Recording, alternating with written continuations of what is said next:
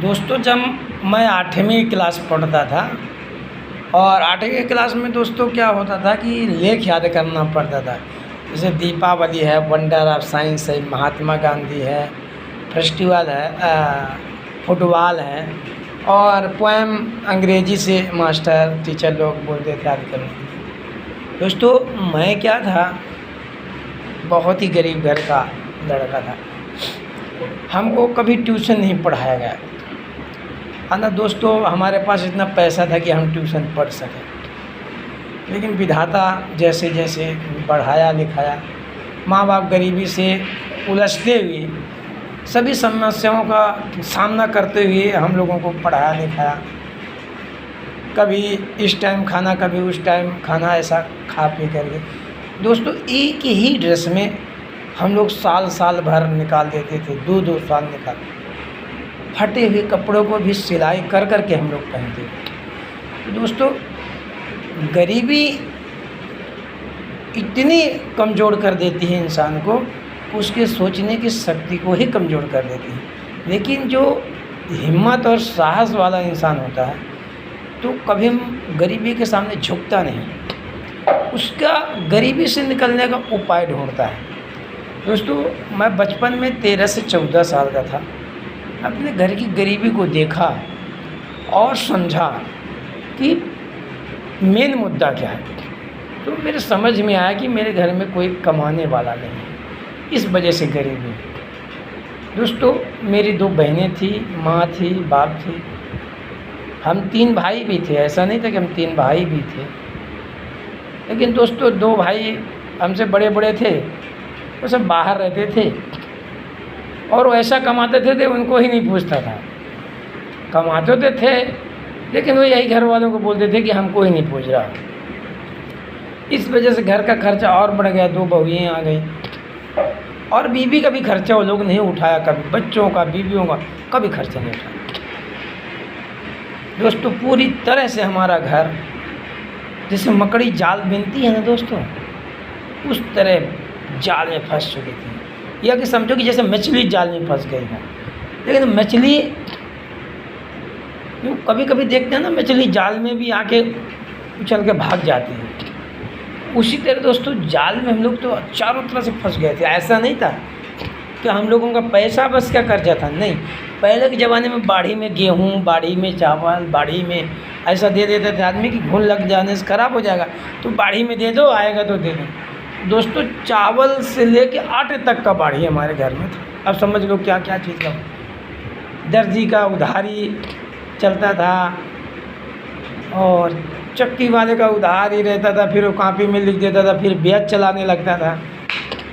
इस तरह से दोस्तों बहुत ही कठिनाइयों से चलते हुए एक दिन मैं गया अपने मंदिर पे, है हमारी देवी दाई गांव के बाहर। माँ से प्रार्थना किया कि माँ, हमारे पिताजी भोलेनाथ की तरह इन्होंने क्या बिगाड़ा है, तुमने ये गरीबी दी और इनका क्या दोष।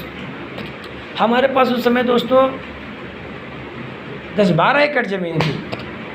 12 एकड़ ज़मीन में दोस्तों खाने के लिए अन्न उत्पन्न नहीं हो पाता था। अधिया में हम रोज़ दिए रहते थे खेत, तो 12 एकड़ ज़मीन पे खाने के लिए अन्न नहीं हो पाता था। उस समय न बोर था, न सींच था, भगवान के भरोसे था कुछ। कभी कभी फसल नष्ट हो जाती थी, पत्थर पड़ जाते। तो दोस्तों, एक बार मैं उपाय लगाया कि गरीबी से हटने के लिए मेहनत करना पड़ेगा। दोस्तों, गांव में शर्म, लाज, मर्यादा, मान, इस सबको बहुत ही बड़ा हमारे हिंदू सनातन धर्म और ख़ासकर ब्राह्मण समाज के लिए बहुत ही बड़ा कार्य है। अब मान अपमान बहुत ही ज़्यादा हमारे इसमें माना जाता है। तो दोस्तों, मर्यादा की बात हुई कि हम किसी की मजदूरी करने जाएंगे तो हमारी बेइज्जती हो जाएगी। दोस्तों, मैं किताब में एक बार कोई कहानी पढ़ा था कि मेहनत करना कोई बुराई नहीं है, चाहे गांव में चाहे घर पे करो। फिर मैं अपने गांव के मज़दूरों को देखता था तो मज़दूरी करते थे। एक दिन मैंने माँ से बैठ के बोला, माँ, यदि हम लोग सबको ही मिल के मज़दूरी करें तो कैसा रहेगा। माँ थोड़ा हिचकिचाई, क्योंकि माँ तो माँ होती है, शर्म और 12 एकड़ की ज़मीन की मलकिन किसी के यहाँ काम करने जाए तो हिचकिचाना स्वाभाविक है। मैं बोला मत तुम मत जाना, हम लोग 3 आदमी जाएंगे, हम दोनों बहनें और भाई। जब ऐसा बोलिए तो माँ बोली नहीं नहीं मैं भी चलूँगा, बेटों को और लड़कियों को अकेले नहीं छोड़ सकते। माँ का हृदय बच्चों के लिए बहुत ही कोमल था, खासकर मेरी माँ तो बहुत ही मानती है बच्चों को। दोस्तों इस तरह करके मैंने एक बार एक आदमी का खेत मिलने गया, फिर 2 आदमी का, 3 आदमी का। दोस्तों एक समझ आ गया कि मतलब 5 आदमी जाएंगे तो 5 कुरे गेहूँ आएंगे। यदि दोस्तों हम 30 दिन 5 कुरई लाते हैं तो 5 दाम 50, 5 दाम 50, 1.5 खाड़ी गेहूँ हो जाता है। उस स्कोर से दोस्तों हमने 5 आदमी के ग्रुप बनाया और 5 आदमी हम लोग निदाई करने लगे। दोस्तों भगवान के भरोसे उस समय खेती अच्छी थी और हम लोग 3 महीने कंटिन्यू मजदूरी किए और